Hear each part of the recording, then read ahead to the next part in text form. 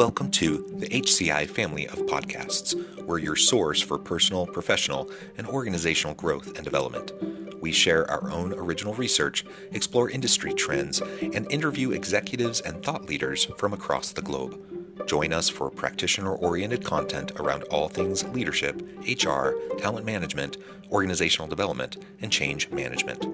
Maximize your personal and organizational potential with the HCI family of podcasts. Laura Maffucci, welcome to the conversation today. Hey, John, thank you. So great to be here. It is a real pleasure to be with you. You're joining us from the Austin area. I'm south of Salt Lake City in Utah. And today we're going to be talking about the recent GP World of Work report for 2025 that's been released, and really the outlook for the coming 2026 year. And, we're just at such an interesting time. Things are so in flux. The complexity is off the rails. Yeah, there's just change is everywhere. And so we're going to try to unpack the main findings of this report and have a good discussion around that. As we get started, I wanted to share Laura's bio with everybody. Laura Maffucci is GP's head of HR, overseeing the global workforce, talent, and employee experience with a people-first mindset. She values diversity of thought as essential for healthy workplaces. In her 20-plus year career in HR, she has spoken on global and national platforms about compensation, employee well-being, and mental health. She's a staunch advocate for the employee experience and creating a culture of inclusivity. Maffucci is passionate about the future of work, normalizing the value of work for everyone, and enabling employees globally to be their best selves and add value wherever they go and whatever they do. I love everything about that. Very much share in your philosophy and mindset and approach around work and the future of work and employee experience. I'm excited to have this conversation. Before we dive on in, anything that you would like to highlight by way of your background or personal context? No, I think that bio covers it. Our comms team does a good job of writing those bios for us. So I think that really covered everything. Lately I've been focused on all the speaking engagements and everything I've been doing have all been about AI. And so I feel like I've gained a lot of insights just from talking to people out there at conferences and everything around how people are responding to dealing with that, and looking forward to our conversation. Why don't you just start by laying the groundwork and framing up this report, and why this report, why now, and then we can start to dig into some of the findings and what they mean. Sure. So GP, we're the leader in global employment. We have a suite of products, our EOR product, our global HR agent, GPGIA, and our contractor product. And all of our products have AI throughout, even if it's not just our agent, our EOR product, our contractor products, all weave in AI. Which is a hot topic in HR. And every year, GP does a World at Work report to kind of get an understanding out there of what executives are thinking about all of the things that are affecting the world of work. Things are changing so frequently. It's almost impossible to keep up. If not completely impossible to keep up. So we like to really reach out once a year and get those perspectives to help inform us and inform our products and how we can better serve our customers. Yeah, yeah. I think always trying to engage in these dialogues and doing real-time research to better understand the current state of things and the current trends is super helpful and completely necessary, right? And there's lots of consultancies and lots of different organizations putting out various World of Work reports and the impact of AI on work reports. And there's a lot of really great resources out there. And I really like this one because of the real detail to the methodology, the quantitative approach, and how we can leverage these findings. In some cases, more detail here than I think we often see in some of the other reports that are out there. So I really appreciate that. Okay, let's dive into a few pieces here and try to unpack them. So, for example, one finding: 64% of executives worry their organizations aren't built to withstand today's geopolitical, economic, and tech shocks. And I don't blame them, because we're in quite the world, aren't we? Geopolitical, socioeconomic, disruptive innovation, like all of these elements are creating this little cyclone of messiness and complexity and change all around us. So the fact I'm actually kind of surprised it's not higher, that I it's think the others, I think that the others think they are ready and they're not. so they're a bit I think, delusional. yeah, I think they're just, it's wishful thinking in large Uh-huh. part. You just can't be, things are chaos.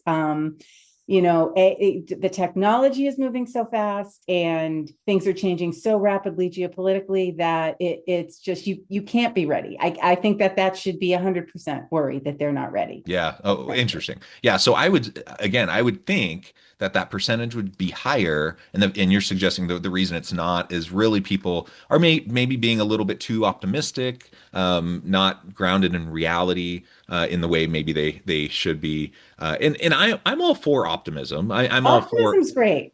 yeah, you don't want to be so bogged down and so Right, like terrified of the current situation that you're not doing anything strategically to move forward. And right. that would be a disaster, right? And so I'm all for proactivity, strategic foresight, and I'm all for optimism, but you also have to be grounded within reality. And the reality Absolutely. is it is a messy place right Hmm. now. And so whether that percentage is at 64 or 80 or 100, the reality is it's tough, and I would think most organizations aren't particularly well suited to deal with it. Now, some are going to, just because of their size, because of their influence, because of their impact, because of their capitalization, like some are just able to absorb more Exactly. than others, but I don't think they're necessarily better suited to actually adapt more than others. It's just a matter of survival. Well, and I think some of them too, you see all these things about the layoffs that are happening or companies that have shifted Hmm. complete segments of their employee population, shifted it over to AI. That's probably moving a little too quickly. And I think you're going to see a pendulum swing Yeah. and they're going to see, oh, wait, this isn't working. There's too many errors. I also think some of what is being attributed to AI isn't necessarily just AI taking people's jobs because the work is being taken over by AI. It's companies scaling back their workforces in order to afford these Yes. systems and the chips and the components of the systems. So these recent layoffs at Amazon that everyone's attributing to AI, that's not because they're replacing the work with AI. It's because they need to buy more chips and they need to Yeah. free up the room on their web services because they're turning away business for AWS. So there's so much complexity to all of it and it's so easy to get bogged down in all of it. And I think you see very few people are taking, like a moderate approach. You see people saying, I'm going to wipe out, this whole department by replacing it with AI, or you see people putting their heads in the sands and saying, no, no, no, we're not going to use AI. And I don't think either approach is the right way to be right now. You need to be somewhere in the middle. But it's certainly an interesting time. Yeah, I'm glad you brought up the Amazon example, and I want to bring up Facebook as well. And there's a whole bunch of examples we could raise, but the Amazon example is a really good one because on the surface, everyone just assumes that yeah, they're just automating, moving things towards AI, total AI displacement of workers. And no, that's actually not what's happening at all. If you go even a little bit beneath the surface, like you said, it's all about chips, and it's all Mm-hmm. about having the capital freed up to buy more chips. It's a race towards computing capacity and chips, Mm-hmm. right? Amongst Exactly. all of these big companies, and they just simply have to find areas to cut costs, and labor is one of the biggest areas Mm-hmm. to cut costs, right? And so that's what they're doing now. Will it pay off ultimately? I guess we'll wait and see. But Mm-hmm. there's absolutely going to be impacts and ripple effects of these mass layoffs on all sorts of things that Amazon's doing. Now, like pivoting over to Facebook for a minute, like I just find it so interesting how, they've been making the news for all of these outrageous offers for bringing in AI engineers, right? And I Insane. mean, these are like professional athlete Exactly. level offers. Exactly. In some cases, blowing a professional athlete offer, ranges out of the water. Mm-hmm. Like they're insane. Like on the one hand, Facebook has been, trying to capture and chomp up as many of those high profile AI engineers and people as possible, and then they just announce massive layoffs in their AI division, right? And so you're like, okay, what's going on here? Like, how do these things add up? And many of those people that they're laying off are people that they had just recently poached from OpenAI or from Yeah. any of these other big companies. And so, like, did they go from being like stellar rock stars to like being completely replaceable, overnight? Maybe, but there's a whole lot. It just speaks to I'm seeing a this lot the of the shock. bubble, so to Hmm. speak, and that at the end of the day, no one really knows how to monetize this. Hmm. I saw an interesting, I was watching a podcast recently, I forget which one it was, but they were talking about, really successful products solve a problem, and AI is not really solving an existing problem. Like it is driving, certainly there's some automation type of efficiency Yeah, problems that it's solving to a certain degree, but overarching, like what problem does Sora actually solve? it's cool to play with. It's cool to play with, but and it's dangerous because it looks so real, and a lot of people don't have the discernment or the critical thinking to understand that what they're seeing isn't real. But there's really, we didn't have a problem whereby we couldn't do that cool thing. So it's going to be interesting to see what happens with all of it. And it's driving so much anxiety too. Like, just when I think about employees and being nervous about the impact it's going to have on their roles, but when you think about everything going on in the world and how uncertain everything is, and everybody's just in a constant state of fight or flight, and then now you add on top of that every single thing you see, you have to question whether or not it's real, Right. and that doesn't lead to for a peaceful existence, really. So it's just got tentacles, and it's touching everything. Yeah, yeah, absolutely. So another piece from the report, 84% say they can't find the skilled talent they need in local markets, so it's driving a shift to global hiring. Now, we've been seeing a shift to global hiring, right, in recent years anyways, and in part, the pandemic unlocked that box because so many companies were really just stuck in the in-person model, and all of a sudden you go into like remote or hybrid approaches, and you're like, oh, I guess we can really just hire people from anywhere, and then we use collaborative technologies to work with people from across time zones, even Mm-hmm. across the world, and you saw this huge increase. Like especially during the pandemic and post-pandemic of people leaning into distributed workforce, right? Yeah. But in what we've also seen over the last 18 months or so is a lot of CEOs going to return to office mandates, and saying, hey, pandemic's over. We And want yes. everyone back.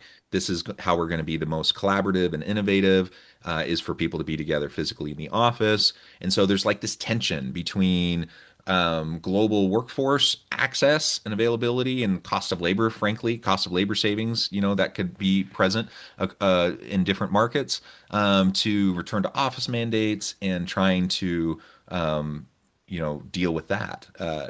Any additional thoughts that you have as you look at that percentage? 84% saying they want global hiring, yet we juxtaposed to return to office mandates and kind of this pendulum swing in terms of remote work. I would argue that one of the reasons they're not finding the talent they need is it would be if you did do a return to office mandate, because the good talent doesn't want that. Most people, Even at if they're the local, right? very few people want to be in the office 5 days a week. There's some people who definitely prefer hybrid. And there's certain locations, like I know in India, for instance, it's very important for them to be in person. They prefer to be in person. They don't prefer to be remote in a lot of instances.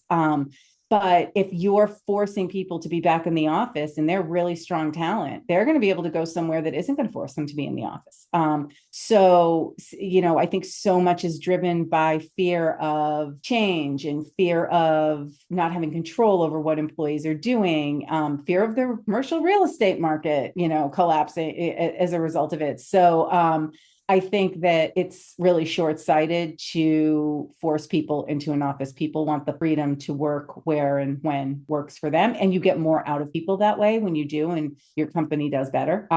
So I think that's that's something that people are definitely finding. And I think, the skilled talent thing we've been seeing for years. Hmm. Hmm. And AI is such a good example, but AI hasn't been around very long. It reminds me of social media. When social media first started, and you'd have leaders saying we need to find somebody with 20 years of experience in social media. And it's like, well, social media hasn't been around for 20. AI hasn't been around for 20 years. You're not going to have somebody who's going to have the skills that you need. So you also have to be really good at upskilling Yeah. and providing opportunities for your really smart, learning, agile employees to try new things and develop those skills. Yeah, so the local talent gap that we're seeing in many organizations.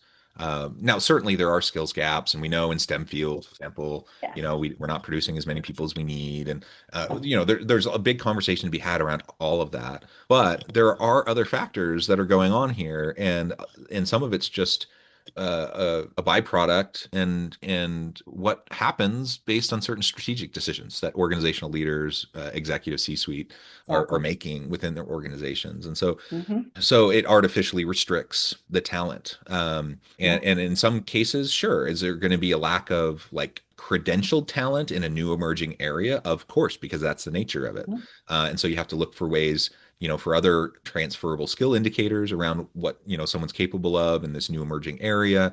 You need to look at upskilling and reskilling folks. In really strategic ways, not just generalized, like skills are all the rage and everyone's talking Right. about skills, right?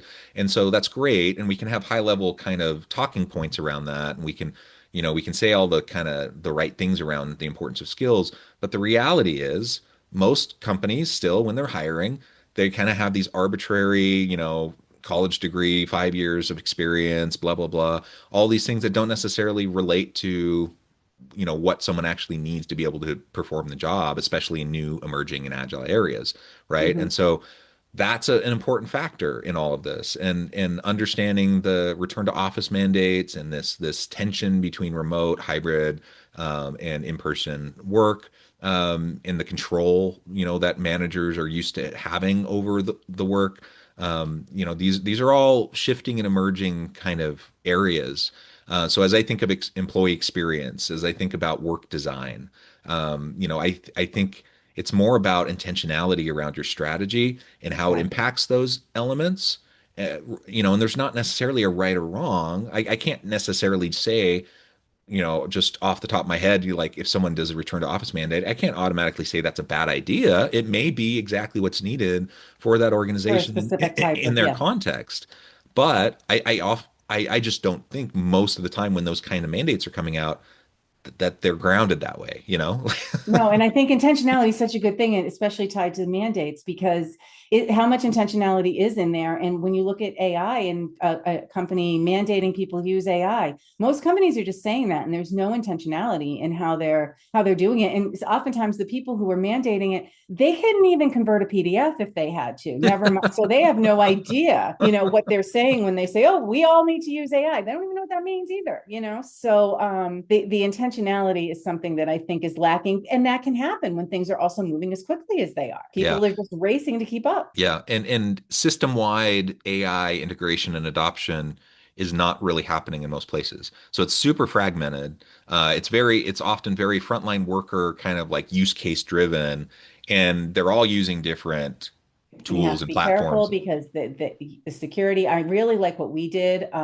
We have an AI council that was in action before any mandate came down, that was focused mostly on the policy. And we review it once a month because the policy, everything changes so much. You have to do that to keep up. Hmm. And Hmm. the AI council kind of jumped into action when we got our mandate, and we started, educating employees on, how to prompt. We got an enterprise-wide tool to make sure that all of our data was secure. Employees are encouraged to go out and find AI tools, but they know the process to go through to get them approved, because we don't want them just out there using any AI tool for security reasons. So Right. you really need to put an intentional effort behind it when you've got a bunch of employees out there you'd be surprised at before we had the enterprise tool, you'd be surprised at how many very senior level people were pasting emails with confidential company information into chat GPT to do work, thinking, well, it just goes goes away afterwards. Like the internet is forever. No, it doesn't. Right. So Yeah. you have to be careful. Yeah. Well, it's interesting. And another, finding from the study, 31% of employees fear AI could replace them. So there's that displacement fear, and I think that's fairly ubiquitous. Like most people are kind of in this fight or flight mode of just wondering, am I going to have my job because AI could replace at least some of the tasks I do, if not a lot, Mhm. or all of what I do. And so there's that fear. I don't think that fear personally, I just don't think that's super well grounded. Like, I don't think people are generally going to be just completely wholesale replaced. But I totally understand the fear. Um, what I find interesting is the counterpoint to that. 26% in your study show or say that they're worried that their work will be devalued if they use AI. So on the one Yeah. hand, we're saying, don't worry about being displaced by AI necessarily, but you need to learn how to use AI and leverage AI, and then you're valuable and you're not going to be displaced, right? On the other Mhm. hand, a quarter of the people are saying, I'm in a place that if I use it, I'm going to be seen as lazy or taking shortcuts or cheating, Exactly. and my work's going to be devalued. And we know there's a lot of research emerging that this disproportionately negatively impacts women. And so Mhm. it would be interesting to see. I don't know if you know off the top of your head, but like of that 26%, like is it evenly distributed across gender or is it more I don't think women? I don't think we collect that data on gender when we do the report. But it is true, and even in our organization where we even have we have what we call the AI Awesomeness Awards, and we have awards monthly for people who are using AI. But you still feel you have people who are afraid to let their manager know that they used AI to create something when in fact you should be able to. And in some organizations they probably should be afraid of that because some organizations might not understand and they might think, oh, well, if you could use AI to do that, then we don't need you. Right. But at the end of the day, somebody's got to prompt the AI. Somebody's got to Right. proofread what the AI said. I a couple months ago learned that most of the large language models out there, their primary sources are Reddit and Wikipedia and Quora. And that's not the most reliable. I mean, if you really need some solid information, your first place isn't going to be Reddit. But then I saw the other day that Reddit is the number one most cited source for large language models. And it is cited so much that it's cited twice as much as the second most cited. I don't know what the Wow. second most cited is, but so basically it's just a fancy way of using Reddit at this point. So Mhm. you have to be careful with that stuff. So yeah, that's Yeah. crazy. Yeah. So, there's definitely HR needs to be able to build trust around AI integration, AI augmentation, not replacement, right? These are all important things, and it requires transparency and open dialogue and clear communication repeatedly, over communication of expectations. And I think that is a place where most organizations could probably improve dramatically. So I note the time. I'm gonna have to let you go here in a few minutes, but before we wrap up, like, do you see any like new emerging HR tech options out there to help with all of this? And what do we see from these trends from 2025, in terms of the 2026 outlook? So, I think I'm just going to toot our own horn here. GPGIA, it's the first driven built AI for global compliant HR. So as companies are hiring elsewhere, and I think with the new H-1B regulations and Hmm. people, you might not be able to have them here, but you want that talent from that country, you might have to hire them over there. Compliance and hiring globally is incredibly complex, even if you're just in more than one US state, because the different Yeah. regulations in each state are so challenging. So you need to have a trusted source for your information without having to spend thousands and thousands on legal fees or expanding into a huge HR department. So a tool like GPGIA that's built on over 100,000 of our own internal verified sources based on over a decade working with global employment. It's all been vetted by internal HR and internal legal. Something that is really solid like that. Those are the types of tools that there aren't many out there. And that's the type of thing that companies are going to need to be looking for if they're going to keep up. Yeah, and it's really it can be overwhelming, because there's new tools. I mean, weekly there's a whole like new slate of new AI tools. Some of them are truly new, others are kind of skins around existing things. But there's just so much, and so people get overwhelmed very quickly. change fatigue, and it's simply not unless that's your full-time job to just play with all the Right. tools. Like it's simply impossible, right, for someone to stay on top of everything. So you really need to just be very strategic around how you're looking into the emerging HR tech space. Mhm. Lean into thought leading companies and thought leaders in the space who are doing a lot of that work for you and reviewing those tools and resources for you. Mhm. You don't have to do it all yourself or replicate or reinvent the wheel yourself, and that could be super beneficial. Exactly. Ultimately keeping up with the pace of change and the speed of business is going to be very, very vital moving forward. And there's no like quick easy answer to it. That's Mhm. the unfortunate thing, I guess. Not necessarily unfortunate, but just like the reality of where we're at. And so, just let's lean into the data.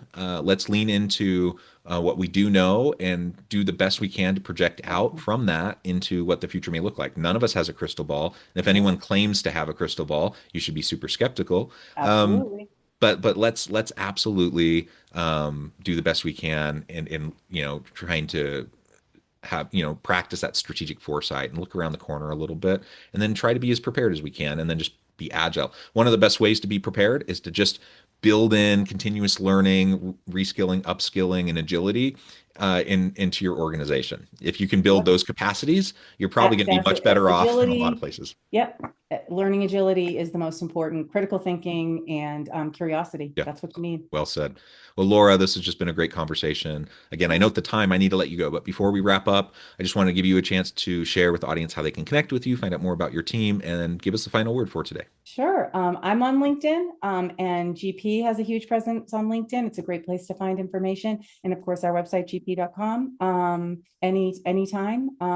And I think you'll be able to find a lot of information about us in all those places. So Thank you. Laura, thank you so much. It's been a pleasure. Encourage the thank you. audience to reach out, to get connected, find out more about what Laura can do for you. And as always, I hope everyone can stay healthy and safe, that you can find meaning and purpose at work each and every day. And I hope you all have a great week.